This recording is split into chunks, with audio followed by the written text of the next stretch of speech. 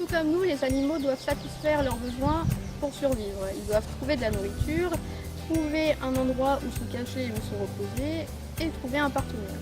Pour cela, ils sont dans l'obligation de se déplacer au sein du paysage qui nous entoure.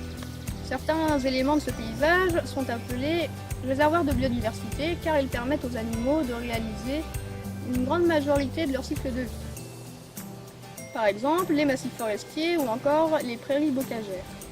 D'autres éléments plus ponctuels, comme les haies ou les arbres isolés, vont permettre aux animaux de se déplacer d'un endroit à un autre. Ce sont les corridors écologiques. L'ensemble des réservoirs de biodiversité et des corridors écologiques forment ce qu'on appelle la trame vertébrée. Il y a également des éléments qui vont limiter le déplacement des animaux, par exemple les routes, les lotissements, les grillages au sein des milieux naturels, mais également les ouvrages hydrauliques.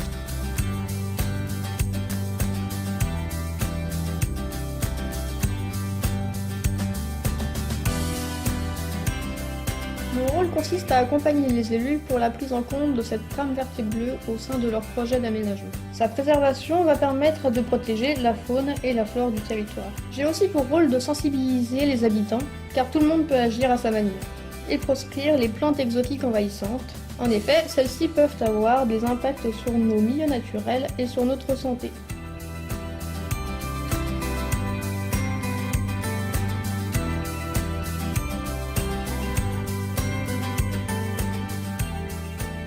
Afin de suivre l'évolution de nos milieux naturels, je réalise des inventaires de la faune présente sur le territoire. En effet, certaines espèces sont de bons indicateurs de l'état de ces milieux. Par exemple, les papillons de jour sont sensibles à tout changement dans leur environnement.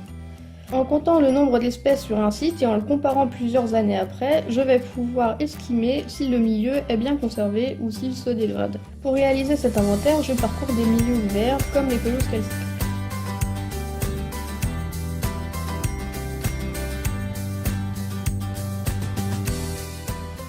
Ces pelouses calcicoles possèdent une végétation basse, se développant sur des sols calcaires, secs et exposés au soleil. Elles hébergent une faune et une flore exceptionnelles, comme les orchidées sauvages. Autrefois, c'étaient des pâtures à moutons.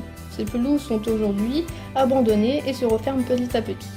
Afin de conserver ces pelouses, nous devons les débroussailler et les faucher. C'est pourquoi j'organise chaque année des chantiers bénévoles en automne et en hiver. Tout le monde est le bienvenu pour nous aider, alors n'hésitez pas à nous contacter.